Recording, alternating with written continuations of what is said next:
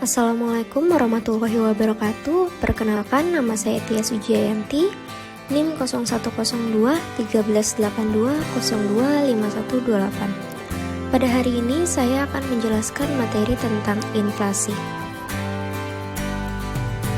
Inflasi adalah proses meningkatnya harga barang dan jasa secara terus-menerus dalam jangka waktu tertentu. Faktor penyebab inflasi. Yang pertama, tarikan permintaan atau demand pull inflation. Inflasi ini disebabkan permintaan atau daya tarik masyarakat yang tinggi pada suatu barang atau jasa yang mana biasanya dipicu dari tingginya permintaan dan perubahan tingkat harga. Yang kedua, tekanan produksi atau distribusi. Inflasi ini disebabkan oleh dorongan kenaikan biaya produksi dalam jangka waktu secara terus-menerus. Biasanya dipengaruhi oleh biaya faktor produksi yang terus meningkat, kelangkaan produksi atau kelangkaan distribusi. Yang ketiga, inflasi campuran atau mixed inflation. Inflasi ini terjadi akibat kenaikan penawaran dan permintaan yang disebabkan oleh ketidakseimbangan antara keduanya. Jenis inflasi berdasarkan kenaikan harga. Yang pertama, inflasi ringan. Kenaikan harga di bawah 10% per tahun. Yang kedua, inflasi sedang. Kenaikan harga di antara 10-30% per tahun. Yang ketiga, inflasi berat. Kenaikan harga di antara 30-100% per tahun. Yang keempat, hiperinflasi atau inflasi tidak terkendali. Kenaikan harga di atas 100% dalam setahun. Jenis inflasi berdasarkan besarnya cakupan pengaruh terhadap harga. Inflasi dibagi menjadi 3, yaitu yang pertama, inflasi tertutup atau closed inflation.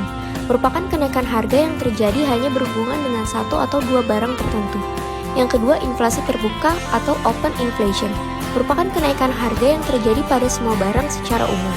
Yang ketiga, hiperinflasi, merupakan serangan inflasi yang sangat hebat sehingga harga barang atau jasa terus berubah dan meningkat setiap saat. Cara mengatasi inflasi. Yang pertama, melalui kebijakan fiskal. Dengan cara menghemat pengeluaran pemerintah, inflasi dapat segera teratasi atau dapat juga dengan menaikkan tarif pajak rumah tangga maupun perusahaan.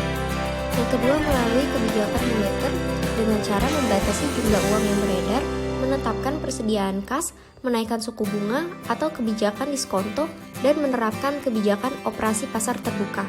Yang ketiga, kebijakan lainnya dengan cara meningkatkan produksi dan jumlah barang di pasar, serta menetapkan harga maksimum untuk beberapa jenis barang.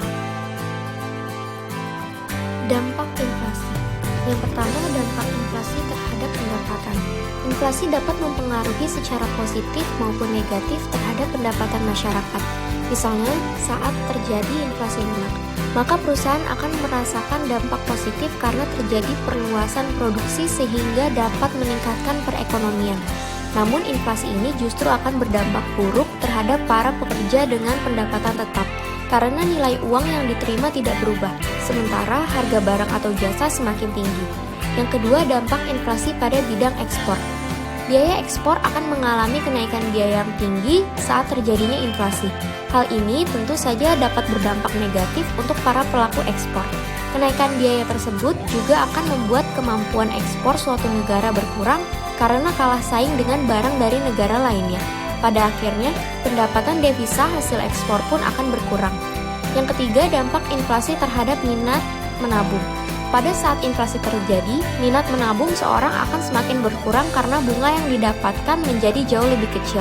Sedangkan penabung tetap harus membayar biaya administrasi tabungan yang dimiliki. Yang keempat, dampak inflasi terhadap perhitungan bahan pokok. Inflasi juga akan membuat perhitungan dan penetapan harga bahan pokok menjadi lebih sulit karena bisa jadi terlalu kecil ataupun terlalu besar. Hal ini disebabkan oleh prediksi presentasi inflasi di masa yang akan datang tidak akurat, sehingga proses penetapan harga pokok dan harga jual menjadi tidak tepat.